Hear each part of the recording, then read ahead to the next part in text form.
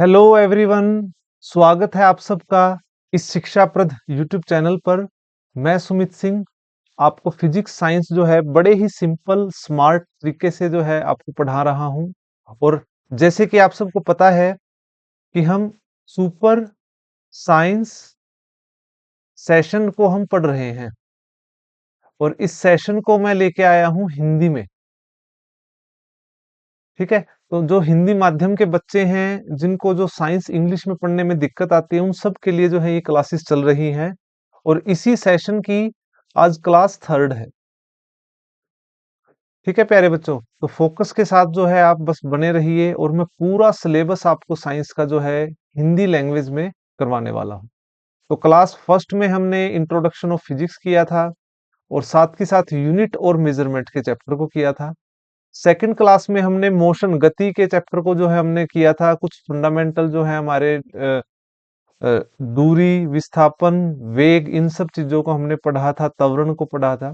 तो इसी बीच जो है अब क्लास थर्ड में हम पढ़ेंगे फोर्स और प्रेशर के चैप्टर को। और इसको Newton's law of motion, Newton के गति के नियम को इसी में मैंने अलाइन किया है। और ये काफी बेसिक है और इससे क्वेश्चंस एग्जाम में आते हैं। तो न्यूटन्स ने तीन नियम दिए थे गति के, उन तीनों को आप पहले तो सिंपल भाषा में आप समझो।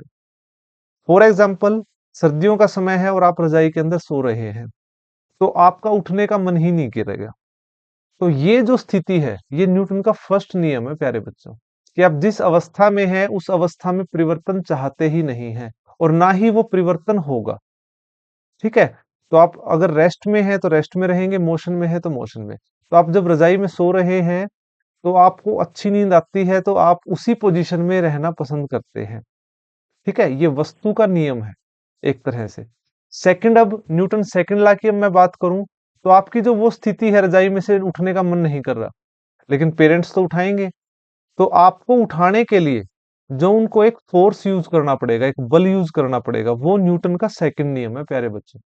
फॉर एग्जाम्पल से क्या है, वो आपको उठा रहे हैं, आपको डिस्टर्ब कर रहे हैं, पानी डालने की कोशिश करेंगे या फिर जो है आपकी रजाई को खींचेंगे। इन सभी क्रियाओं में उनको बल का प्रयोग करने की आवश्यकता पड़ती है। तो ये न्यूटन का सेकंड नियम है कि किसी भी स्थिति को परिवर्तित करना है तो उसके ऊपर एक पर्टिकुलर बल, फोर्स लगेगा ही लगेगा। और थर्ड नियम क्या होगा, अब आपको उठाने के लिए बल यूज करेंगे कि आपकी रजाई को उठा के एक साइड कर दिया जाए या एक बाल्टी पानी डाल दिया जाए, तो आप कैसा महसूस करेंगे? आप उस क्रिया के अगेंस्ट एक प्रतिक्रिया जरूर देंगे। तो ये आपका न्यूटन का थर्ड नियम होता है। समझ गए प्यारे बच्चे? तो आप रजाई में जब सो रहे हैं, एक पर्टिकुलर उस सिचुएशन, उस अवस्था, उस के अंदर आप जो हैं वो फर्स्ट लॉ है। और जब आपकी उस सिचुएशन को चेंज करने के लिए, आपकी स्थिति को, अवस्था को परिवर्तित करने के लिए जो बल लगेगा वो सेकंड नियम है। और वो बल लगने के बाद, मतलब बल लगा, एक क्रिया हुई, उस क्रिया के अगेंस्ट जो प्रतिक्रिया होगी, उसके विरुद्ध में जो प्रतिक्रिया होगी कि आप जो है जैसे रजाई खींचेंगे तो आप बड़ा अजीबोगरीब सा फेस बनाएंगे। ठीक है, तो वो जो है वो क्रिया के अगेंस्ट प्रतिक्रिया, वो क्या है? न्यूटन का थर्ड लॉ है। आई होप आप इस एग्जाम्पल से इन नियम को समझ गए होंगे। तो आइए अब इसको जो है अब अपने नोट्स के थ्रू इसको समझा जाए। तो देखिए आप, तो ये जो है न्यूटन का फर्स्ट नियम, इसको समझते हैं अब क्या कह रहा है ये। कोई वस्तु तब तक स्थिर रहेगी, न्यूटन के फर्स्ट नियम जो है ये क्या कहता है, कोई वस्तु जब तक स्थिर रहेगी या नियत रहेगी, नियत गति में रहेगी, जब तक उस पर कोई बाहरी बल कार्य नहीं करता है। ठीक है, तो ये न्यूटन का फर्स्ट नियम है। किसी भी वस्तु जो है वो स्थिर है या गति में है तो वो उसी स्थिति में रहेगी जब तक उस पर बाहरी बल नहीं लगता। तो ये न्यूटन का फर्स्ट नियम है। और ये नियम जो है ये कहाँ से आया? इस नियम को बनाने में एक हमारा लॉ है जो जड़त्व का नियम है, वो काफी हेल्पफुल है। तो ये जड़त्व का नियम किसने दिया था? गैलीलियो ने दिया था। इस क्वेश्चन को आप ध्यान रखेंगे, ये इंपॉर्टेंट है। तो जो इंपॉर्टेंट क्वेश्चन रहेंगे उस पे हम स्टार मार्क करते रहेंगे। तो ये आप ध्यान रखना कि जड़त्व का नियम किसने दिया था? गैलीलियो ने दिया था, लॉ ऑफ इनर्शिया। तो ये आप ध्यान रखेंगे। तो जड़त्व का नियम जो है वो तीन प्रकार का है। किसी वस्तु का वह गुण जो उसकी गति की अवस्था में किसी भी प्रकार के परिवर्तन का विरोध करता है। तो देखिए प्यारे बच्चों, कोई वस्तु है, कोई ऑब्जेक्ट है, कोई बॉडी है, तो उसकी उसके अंदर एक पर्टिकुलरली जो है एक वे उसका मास है, और वो मास ही क्या है, उसका जड़त्व, जो उसको उसकी अवस्था में परिवर्तन करने का विरोध करता है। तो ये नियम जो है गैलीलियो ने दिया था, इसको जड़त्व का नियम कहते हैं। और जड़त्व नियम के आधार पर ही जो है न्यूटन का फर्स्ट लॉ जो है वो तैयार किया गया। तो इसको आप ध्यान रखेंगे। इसी प्रकार से जो है जड़त्व के नियम जो है वो तीन प्रकार का होता है। सबसे पहला क्या है, विराम का जड़त्व, इनर्शिया ऑफ रेस्ट। किसी वस्तु का अपनी विरामावस्था में परिवर्तन करने में असमर्थ होना। तो जो है कोई वस्तु ऑब्जेक्ट अगर रेस्ट में है तो वो रेस्ट में ही रहना चाहेगी, वो अपनी सिचुएशन को चेंज नहीं करना चाहेगी। जैसे कि आपने कभी देखा होगा, जब हम पेड़ को हिलाएंगे, तो जब हम पेड़ को हिलाते हैं तो फल जो है वो नीचे गिर जाते हैं, क्योंकि वो रेस्ट पोजीशन में है। रोलर कोस्टर राइड जो है जब स्टार्ट होती है तो हम एकदम से पीछे की तरफ जाते हैं। घोड़ा दौड़ने पर सवार जो है वो पीछे की तरफ गिरता है, ठीक है, और रुकेगा तो आगे की तरफ गिरता है। तो ये सारी जो है उनकी अ, एक तरह से आप कह सकते हैं उनकी पोजीशन, उनकी स्टेट के कारण ऐसा होता है। तो नेक्स्ट आपका है इनर्शिया का लॉ। ये है गति का जड़त्व, इनर्शिया ड्यू टू मोशन। तब कोई वस्तु जो है अपनी गत्यावस्था में परिवर्तन करने में असमर्थ होना। तो इनर्शिया ऑफ मोशन जो है, कोई ऑब्जेक्ट, कोई बॉडी अगर गति के अंदर है तो वो गति में ही रहना चाहेगी। अगर उसमें परिवर्तन करने की कोशिश करेंगे तो वो उसका विरोध करती है। तो ये फंडामेंटल रूल्स हैं प्यारे बच्चों। जैसे कि आप एक एग्जाम्पल से समझो, एग्जाम्पल ही आपके एग्जाम में आएंगे प्यारे बच्चों। आपसे पूछ लेगा कि पेड़ के हिलने पर फल जो गिरता है, तो ये कौन से इनर्शिया के कारण है? Inertia of rest, inertia of motion, inertia of rotation, इस तरह से। तो कोई बस के अचानक रुकने पर आगे की ओर गिरना, जब बस जो है वो एकदम से रुकेगी, तो हम मोशन में थे, तो रुकने पे क्या होगा कि हमें रुकना होगा, लेकिन हम हमारा जो बॉडी है, हमारा इनर्शिया, हमारा मास जो है उसका विरोध करेगा और हम आगे की तरफ जाएंगे। दौड़ते हुए घोड़े से अचानक रुकने से सवार आगे की तरफ गिरता है। ठीक है प्यारे बच्चों, ये मोशन के कारण है। और मैंने पिछले इसमें आपको बताया कि घोड़े के दौड़ने पर सवार पीछे की ओर गिरता है। जब वो घोड़ा स्टार्ट करेगा जीरो से अपनी स्पीड, तो हम पीछे की तरफ, और वो एकदम से स्पीड से बिल्कुल रोकेगा तो हम आगे की तरफ गिरते हैं। बिना सीट बेल्ट ड्राइविंग करने से अगर चालक एकदम से ब्रेक ले या टक्कर हो जाए, तो चालक जो है वो उछलेगा आगे की तरफ। ठीक है ना? तो ये क्या है, मोशन के कारण है, इसलिए ही तो सीट बेल्ट जो है रिक्वायरमेंट होती है। और हमारे देश में 10 में से सिर्फ 2 ही व्यक्ति ऐसे हैं जो सीट बेल्ट लगाते हैं, हेलमेट पहनते हैं। ठीक है? तो ये हमें सीट बेल्ट लगानी चाहिए, हेलमेट पहनना चाहिए। ये नियम आपका जीवन बचाने के लिए बनाया गया है प्यारे बच्चों। ठीक है? तो ये इस तरह से आप ध्यान रखेंगे। तो ये आ जाता है हमारा इनर्शिया ऑफ मोशन। अब एक और है इनर्शिया ऑफ डायरेक्शन, दिशा के कारण प्यारे बच्चों। ठीक है? तो इसको आप ध्यान रखेंगे, इनर्शिया ऑफ डायरेक्शन, दिशा के कारण। तो क्या है, किसी वस्तु का अपनी दिशा में परिवर्तन करने में असमर्थ होना। देखिए प्यारे बच्चों, जब कोई वाहन जो है एक शार्प जो रोटेशन आता है, एक तीक्ष्ण मोड़ जब आता है, जब वाहन मुड़ेगा तो चालक जो है वो एक और झुक जाता है। तो जिस तरफ हम मुड़ते हैं उससे अपोजिट डायरेक्शन की तरफ हमारी बॉडी जाती है। तो वो जो है हमारी बॉडी उस पर्टिकुलर दिशा में जाने का विरोध करती है, क्योंकि हम जिस स्टेट में रहना चाहते हैं उसी में हम रहना चाहेंगे। ये एक यूनिवर्सल लॉ भी कह सकते हो प्यारे बच्चों। ठीक है? जब आप जो है आप पूरा वीक आप काम करते हैं, आप कॉलेज जाते हैं, स्कूल जाते हैं, और उसके बाद जो संडे आता है, वो संडे आपको जो है इन रशिया का ही काम करता है। आप जब मंडे को आप जाने के लिए जब तैयार होंगे, तो आपकी बॉडी जो है उसका विरोध करती है। ये सारे नियम एक यूनिवर्सल है, फंडामेंटल है, बेसिक है, जिससे जो है न्यूटन फर्स्ट लॉ बना हुआ है। तो न्यूटन फर्स्ट लॉ क्या कहता है, कोई वस्तु अगर रेस्ट में है तो रेस्ट में रहेगी, मोशन में है तो मोशन में रहेगी। कब तक? जब तक उस पर एक्सटर्नल फोर्स ना लगे। ठीक है? तो अब आ जाते हैं प्यारे बच्चों, आगे बढ़ते हैं। नेक्स्ट टर्म आती है हमारे एग्जाम पॉइंट ऑफ व्यू से इंपॉर्टेंट, मोमेंटम।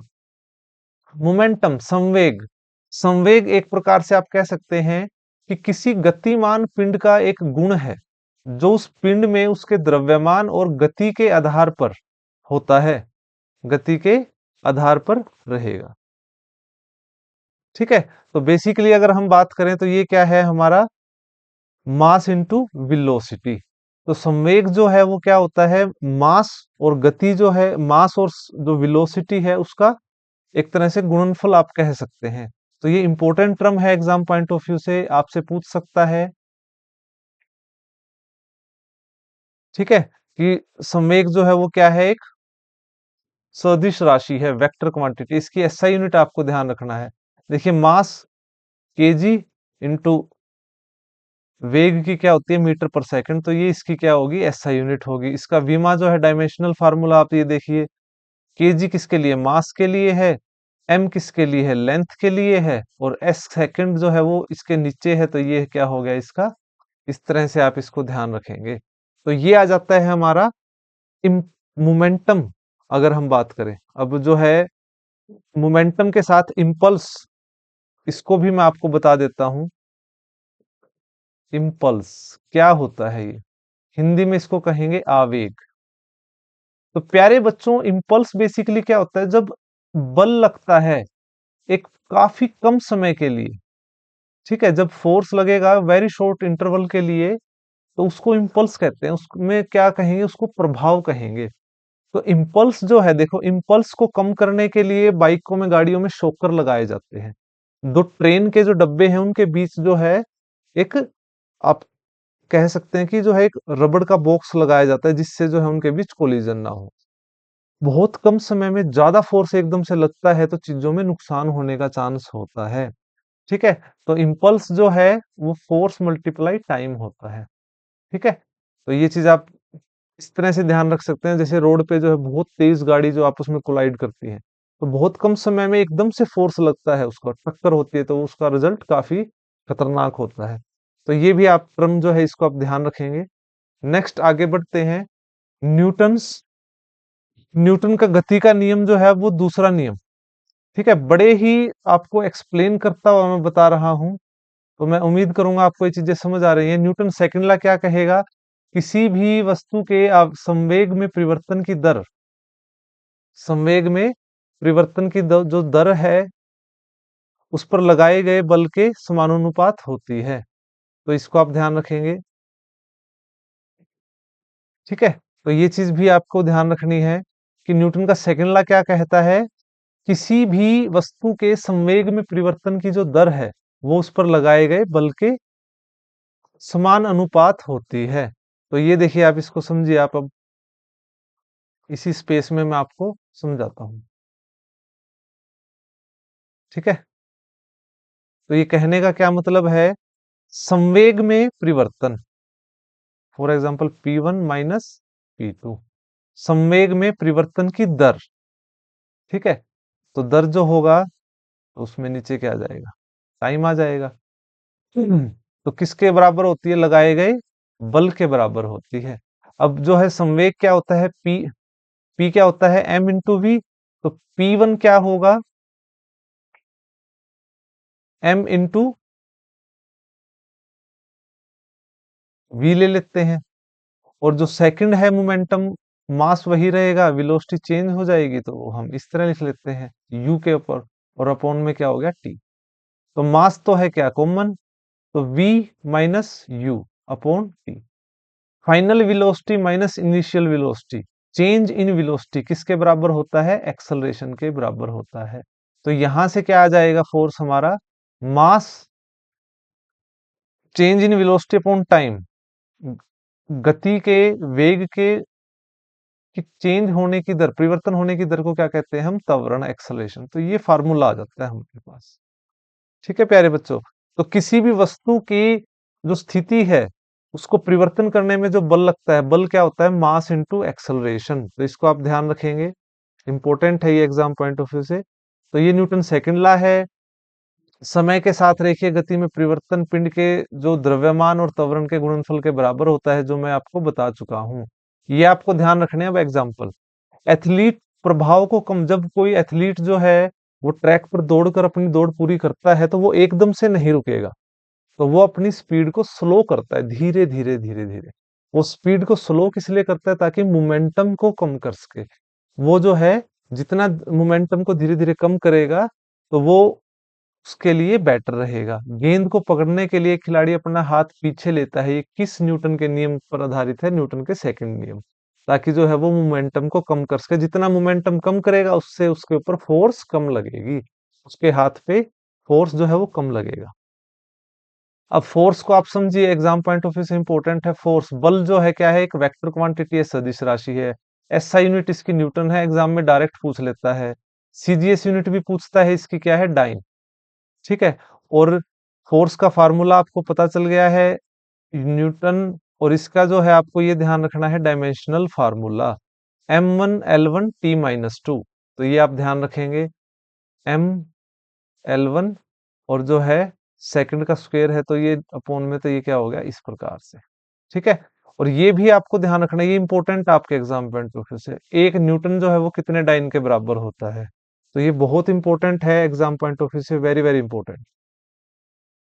ठीक है प्यारे बच्चों, अब फोर्स से रिलेटेड काफी कुछ एग्जाम में पूछा जाता है। आपके कई कई अलग अलग टॉपिक भी आएंगे। तो ये कुछ कॉन्सेप्ट हैं फोर्स से रिलेटेड, तो इसको आप बिल्कुल सिंपल वे में समझिए। जो थ्रस्ट लिखा हुआ है प्यारे बच्चों, थ्रस्ट क्या होता है? परपेंडिकुलर फोर्स होता है। आप बस ये ध्यान रखें, परपेंडिकुलर फोर्स जो है वो थ्रस्ट के बराबर होता है। आपने रॉकेट देखा होगा, उसके नीचे कुछ केमिकल्स हैं, उनको ब्रस्ट किया जाता है, उनको जो है जलाया जाता है। तो वो क्या है? परपेंडिकुलर फोर्स पैदा करते हैं, जिससे जो है हमारा रॉकेट या सैटेलाइट बहुत कम समय में अपने अंतरिक्ष तक पहुंच सके। तो थ्रस्ट क्या होता है? Perpendicular force. टॉर्क क्या होता है? एक एंगुलर फोर्स होता है, एंगुलर फोर्स। आप नट बोल्ट जो टाइट करते हैं, ठीक है, तो वो क्या है? एंगुलर फोर्स होता है। ड्रैग क्या होता है? वस्तु की गति के अपोजिट जब लगाते हैं। ठीक है, किस लिए लगाते हैं? किसी वस्तु के वेग को कम करने के लिए। ठीक है। तो सिंपल भाषा में मैंने आपको बता दिया, थ्रस्ट क्या है? Perpendicular force. टॉर्क क्या है? Angular force. ड्रैग क्या है? Opposite force. ठीक है। आगे बढ़ते हैं अब। कंजर्वेशन ऑफ मोमेंटम, संवेग का संरक्षण। देखिए, कंजर्वेशन का मतलब आप हमेशा ध्यान रखिए, इसका मतलब होता है कांस्टेंट। ठीक है। किसी भी सिस्टम में टोटली, टोटल सिस्टम में जो क्या होता है, सभी चीजें कांस्टेंट रहेंगी। जैसे कि law of conservation of energy है, एनर्जी नाइदर बी क्रिएटेड। इसी तरह से कंजर्वेशन ऑफ मोमेंटम क्या कहता है? आप कोई भी प्रोसेस करेंगे, फायरिंग का लगा लो, before firing plus after firing, ठीक है, तो क्या होगा? चीजें कांस्टेंट होंगी। ठीक है। तो जो है कंप्लीट मोमेंटम बिफोर और आफ्टर, अगर आप इसको मिलाएंगे तो ये कांस्टेंट मिलेगा। ठीक है। तो जीरो भी नहीं कह सकते, हम कांस्टेंट कह सकते हैं। ठीक है। न्यूमेरिकल को निकालने के लिए हम ये जीरो शब्द यूज करते हैं। ठीक है ना, इस तरह से। तो अब कुछ क्वेश्चंस आपके लिए आ जाएंगे। देखिए, 2 kg की, 2 किलोग्राम की एक पिस्तौल से 150 मीटर पर सेकंड वेग के साथ एक 30 ग्राम की एक गोली क्षितिज रूप से चलाई गई है। ठीक है, हॉरिजेंटली चलाई गई है, तो पिस्तौल का प्रतिक्षेप वेग कितना होगा? ठीक है।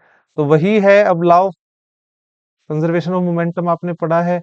मोमेंटम क्या होता है? मास इनटू वेलोसिटी होती है। तो सिस्टम में इस तरह से आप ध्यान रखेंगे, कांस्टेंट, या हम जीरो यूज करते हैं न्यूमेरिकल्स के लिए। ठीक है ना। तो आप ये देखिए, अब हमारे पास 2 kg मास दिया हुआ है। ठीक है ना, 2 kg जो है ये मास दिया हुआ है पिस्तौल का। और जो है ये उस जो बुलेट है उसका भी मास हमें दिया हुआ है 30 ग्राम। 30/1000 जब करेंगे तो ये क्या आ जाएगा?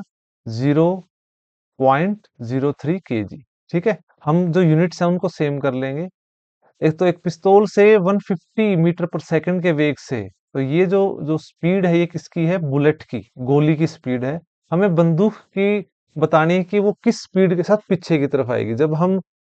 जब फायरिंग करते हैं तो फायरिंग करने के बाद जो है, जब बुलेट निकलेगी, तो पिस्तौल जो है वो पीछे की तरफ, शोल्डर के ऊपर जो है वो फोर्स लगाती है, तो वो फोर्स कितना होगा? देखो कुल संवेग हमने कांस्टेंट मतलब जीरो मान लिया।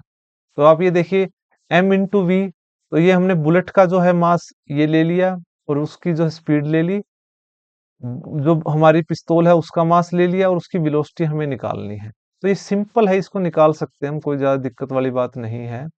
तो ये इस तरह से आप ध्यान रखेंगे। तो उस तरफ अगर हम ले जाएंगे 2v equal to minus 0.03 into 150। ठीक है, तो v जब हम निकालेंगे तो क्या करेंगे, हम दशमलव को हटा देते हैं सबसे पहले तो। ठीक है, ये चीज और ये। ठीक है, तो अब इसको आप इजीली सोल्व कर सकते हैं। ये 2 आ गया, ये 3 आ गया, तो ये 9/4 आ गया माइनस का, और इसको सोल्व करेंगे तो हमारा क्या आ जाएगा, वेलोसिटी। माइनस रिप्रेजेंट करता है कि फोर्स जो है वो अपोजिट डायरेक्शन में लगती है। क्या लगती है? अपोजिट डायरेक्शन में लगी हुई है। ठीक है, तो जो है, जो पिस्तौल है वो शोल्डर की तरफ, पीछे की तरफ आएगा।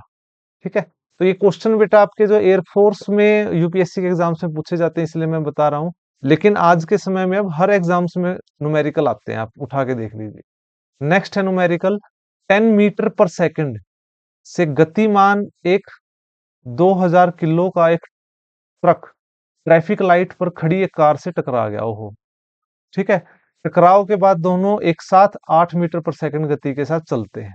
ठीक है, तो वो जब टक्कर लगी तो टक्कर के बाद दोनों जो है थोड़ा और आगे गए हैं। तो कार का जो है मास हमें बताना है। देखिए हमें ट्रक का मास पता है। ठीक है, हमें ट्रक का मास पता है, वेलोसिटी पता है क्या हमें? हाँ, वेलोसिटी भी पता है हमें। ठीक है, और दोनों की कंबाइंड वेलोसिटी भी पता है। तो आप इस तरह से आप ध्यान रखिए, टक्कर लगने से पहले और टक्कर लगने के बाद, ठीक है, तो जो मोमेंटम है वो बराबर रहेगा।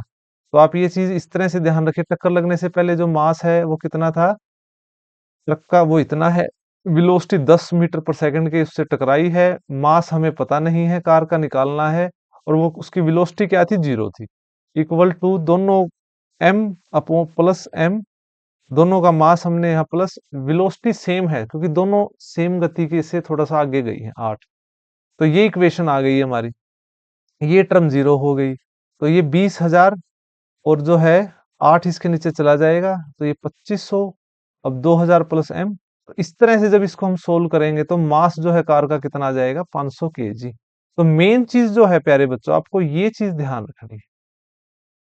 ठीक है, तो संरक्षण संवेग का जो संरक्षण का नियम है उसमें ये फार्मूला आपका इंपॉर्टेंट है, बाकी आप निकाल लेंगे क्वेश्चन। ठीक है, नेक्स्ट आ जाते हैं, किसी पिंड का संवेग, मोमेंटम जो है वो ये है और वेग ये है, तो मास निकालना है भाई। एक फार्मूले में तीन चीजें हैं, तीन में से दो दी हैं तो निकाल ही लोगे आप। तो मोमेंटम क्या है? 50 है। वेग नीचे की तरफ आ जाएगा, तो मास यहां से आप निकाल ही लोगे, कितना आ गया? 10 आ गया। छोटी मोटी चीजें हैं ये, न्यूमेरिकल प्यारे बच्चों करने जरूरी हैं, एग्जाम्स में आते हैं आजकल। वस्तु के जड़त्व को निम्न में से किससे मापा जाता है? तो जो इनर्शिया है उसको किससे मापते हैं? द्रव्यमान से मापते हैं, मास। ठीक है ना? एक व्यक्ति जो है वो 150 किलो का है, 150 किलो का है, और एक 50 किलो का है। तो वो जड़त्व किसका ज्यादा लगाएगा? जिसका वजन ज्यादा होगा, जिसका भार ज्यादा होगा, जिसका द्रव्यमान ज्यादा होगा, उसका जड़त्व भी ज्यादा होगा। ठीक है ना? नेक्स्ट क्वेश्चन है, यदि 10 न्यूटन और 5 न्यूटन के दो बल एक वस्तु पर एक ही दिशा में लगाए जाएं तो वस्तु पर कार्यरत कुल बल कितना होगा? तो अगर फोर्स हम एक ही दिशा में लगाएंगे तो रिजल्ट हमें अच्छे मिलेंगे, मतलब एडिशन होगा तो कितना होगा? 15 न्यूटन होगा। अगर हम अपोजिट डायरेक्शन में लगाएंगे तो रिजल्ट अच्छे नहीं होंगे, तो मतलब नेगेटिविटी फैल जाएगी, तो माइनस होता है, कितना आ जाएगा ये।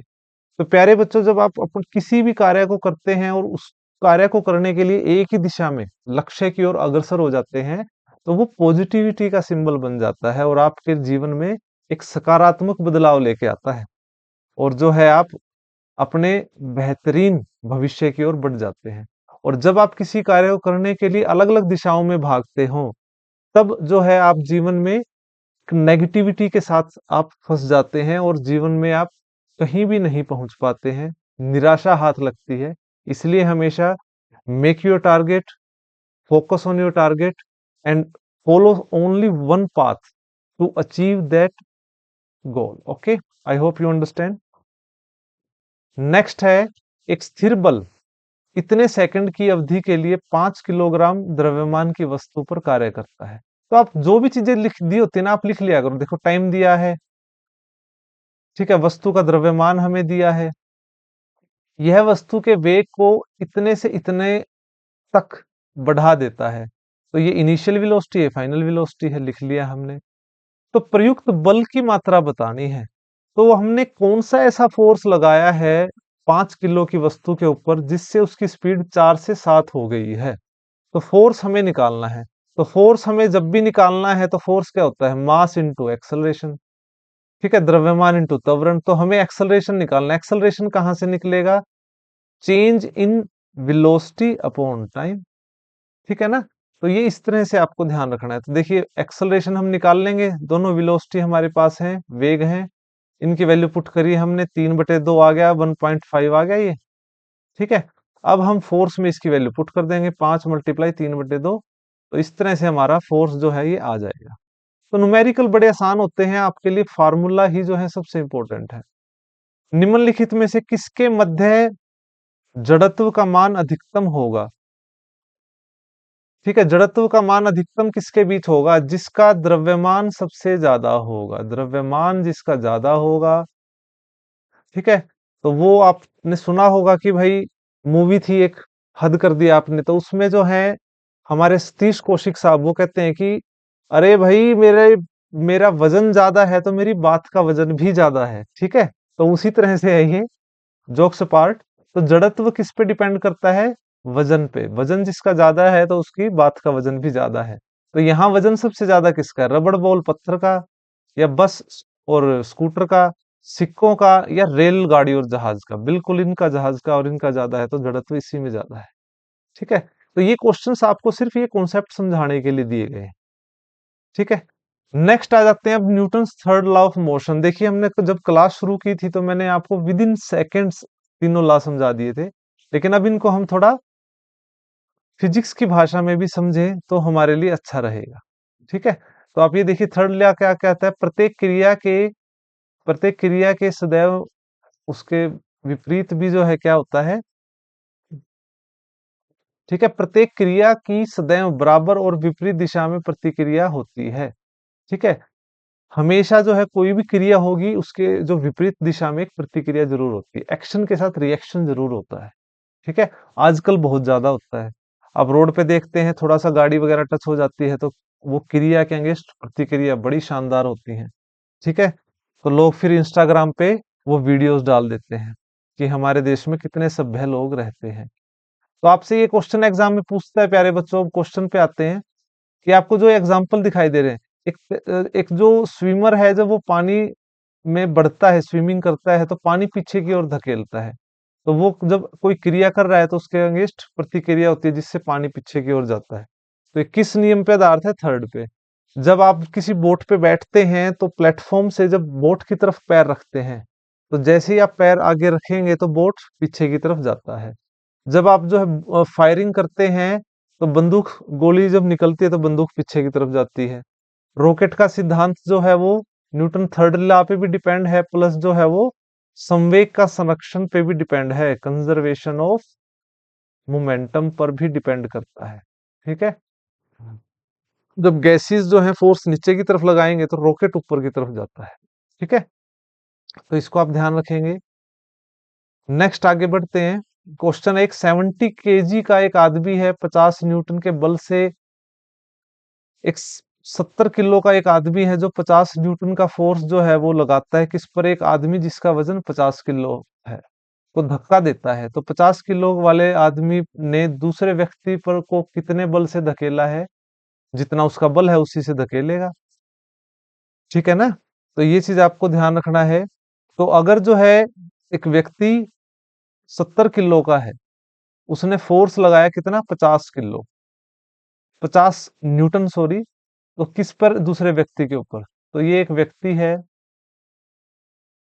ठीक है, इसका 70 किलो वजन है, इसका 50 किलो वजन है। जब इसने इसके ऊपर फोर्स लगाया कितना, 50 न्यूटन, तो ये कह रहा है कि दूसरा व्यक्ति इसके ऊपर कितना लगाएगा, वही क्रिया के अगेंस्ट प्रतिक्रिया होगी, तो ये भी 50 न्यूटन का फोर्स इस पर लगाएगा, ठीक है। तो जब आप किसी को खींचकर चाटा लगाएंगे तो दर्द आपके हाथ में भी होगा प्यारे बच्चों। दर्द उसको भी होगा लेकिन आपके हाथ में भी जो है दर्द होगा। तो ये एक्शन के अगेंस्ट रिएक्शन कह सकते हैं आप। ये न्यूटन थर्ड लॉ है प्यारे बच्चों। ठीक है। तो ये आपको क्वेश्चन समझ आ गया होगा। नेक्स्ट है यूनिफॉर्म सर्कुलर मोशन और सेंट्रीपिटल फोर्स। तो ये यूनिफॉर्म सर्कुलर मोशन क्या होता है? तो आपने देखा होगा प्यारे बच्चों, जो आप डेथ रेस आप देखते हो, या पर्टिकुलर क्या है, एक सेंटर से किसी वस्तु को बांधकर जब उसको जो है सर्कुलर आप घुमाएंगे, ठीक है, जब कोई अपने जो है कक्ष में घूमती रहेगी कंटिन्यू कंटिन्यू कंटिन्यू, ठीक है, तो वो हमारी सर्कुलर मोशन होती है। और यूनिफॉर्म कब होगी? जब जो है वो एक पर्टिकुलर वेलोसिटी के साथ चलती रहेगी, सेम वेलोसिटी के साथ, तो वो कंटिन्यू यूनिफॉर्मली घूमती रहेगी। ठीक है। तो जब कोई पिंड एक वृत्तीय पथ पर एक समान वृत्तीय गति के साथ पिंड पर एक आंतरिक त्वरण कार्य करता है, तो जब हम इसके ऊपर पर्टिकुलर आप देखिए, जब कोई ऑब्जेक्ट जो है वो वृत्तीय कक्ष में घूमेगा, तो घूमते हुए उसके ऊपर जो है क्या है, एक एक्सेलरेशन प्रोड्यूस होगा अंदर की तरफ। ठीक है ना। और एक्सेलरेशन जहां होता है वहां फोर्स भी होता है, क्योंकि आपको फार्मूला पता ही है। ठीक है ना। तो ये चीज आती है, और एक्सेलरेशन काम करता है, और यह त्वरण एक वृत्ताकार पथ और वक्र के केंद्र की ओर कार्य करता है। तो ये जो सर्कल है इसके सेंटर पे काम करता है प्यारे बच्चों, यहाँ पे। ठीक है ना। एक्सेलरेशन जो है वो सेंटर की ओर काम करता है, और इसी कारण जो है सेंट्रीपिटल फोर्स का जन्म होता है। सेंट्रीपिटल फोर्स क्या होती है? Mass into centripetal acceleration. ठीक है ना। तो ये जो है आपको ध्यान रखना है। तो जो घुमावदार पथ जो होता है उस पर कोई भी वस्तु घूमती है, तो उसके ऊपर जो एक्सेलरेशन है वो सेंटर की तरफ लगता है, जिससे एक बल प्रोड्यूस होता है। तो वो जो फोर्स है वो अंदर की तरफ लगता है, वो क्या होता है? Centripetal force. और बाहर की तरफ जो लगता है वो क्या होता है? Centrifugal force. ठीक है। ये दो जो है अपने अपोजिट डायरेक्शन में फोर्स लगते हैं according to Newton's third law. ठीक है। तो इसको आप ध्यान रखेंगे। तो आपने जैसे आपने सुना होगा, जो हम मक्खन निकालते हैं वो किस पर डिपेंड करता है? सेंट्रीपिटल फोर्स के कारण जो है मक्खन साइडों में लग जाता है। इसी प्रकार जो है वॉशिंग मशीन में जब कपड़े सूखते हैं तो वो जो है वृत्तीय, उसमें जो है एक सर्कुलर मोशन में जब घूमेगा, तो जो है कपड़े जो हैं वहीं रहेंगे, और पानी जो है वो बाहर की तरफ निकलता चला जाएगा, जिससे कपड़े सूखते हैं। और मक्खन में भी यही होता है, मक्खन बीच में रह जाएगा और पानी जो है वो साइडों में निकल जाएगा। ठीक है। तो ये सब सेंट्रीपिटल फोर्स के कारण होता है। नेक्स्ट अब आगे देखिए प्रेशर, दाब। तो ये एक तरह का फोर्स ही है प्यारे बच्चों, ये बल ही है एक। ठीक है ना। प्रेशर क्या है? एक प्रकार का बल है। लेकिन ये किस प्रकार का बल है? जो एक पर्टिकुलर एरिया के ऊपर लगता है, एरिया के ऊपर लगता है। ठीक है ना। तो उसी को हम क्या कहते हैं? दाब कहते हैं। तो ये क्या कह रहा है, इसको भी समझिए अब। दाब यह मापने का एक तरीका है किसी क्षेत्र पर कितना बल लगा है। ठीक है। एरिया के ऊपर जो फोर्स लगता है उसको हम कहते हैं। ये आपको ध्यान रखना है। इसकी जो एसआई यूनिट है वो क्या है? पास्कल है। ये पूछा जाता है एग्जाम में। ठीक है ना। ये इसका फार्मूला है। फार्मूले को भी आप ध्यान रखेंगे। ठीक है ना। ये चीज आपको ध्यान रखनी है कि जो प्रेशर है प्रेशर क्या होता है? फोर्स अपॉन में एरिया। ठीक है। और जो रॉकेट के ऊपर लगता है वो thrust upon area, perpendicular force upon area. ठीक है ना। तो ये आपको ध्यान रखना है, ये इंपॉर्टेंट फार्मूला है। ठीक है। पास्कल इसकी यूनिट है, ये आपको ध्यान रखना है। ठीक है ना। तो इस तरह से, और इसकी कुछ एग्जाम्पल हैं आपको ध्यान रखने। एक लकड़ी के तख्त में नुकीले सिरे वाली कील ठोकना आसान होता है। मतलब कि कील का जो आगे का हिस्सा होता है वो नुकीला क्यों होता है? क्योंकि एरिया को कम किया जाता है। जितना एरिया कम करेंगे प्रेशर उतना ज्यादा बढ़ जाएगा। ठीक है ना। तो और एक 1000 टन का जो एक जो टैंक है वो रेगिस्तान में दौड़ता है, तो वो रेत के अंदर क्यों नहीं धंसता?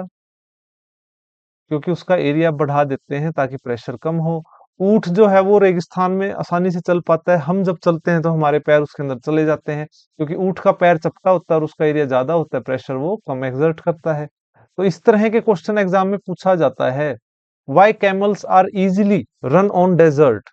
तो जो ऊंट है वो रेगिस्तान में आसानी से क्यों चल पाता है, क्योंकि उसका पैर का जो सरफेस एरिया है वो ज्यादा है। ठीक है, तो वो प्रेशर कम एक्सर्ट करता है और वो जिसके कारण चल पाता है। ठीक है, और यही चीज यहाँ बताई गई है, क्योंकि क्षेत्रफल जितना छोटा होता है बल की लिए सतह का दबाव उतना ही अधिक हो जाता है। ठीक है, तो ये चीज आप ध्यान रखेंगे। नेक्स्ट अब इसमें जो है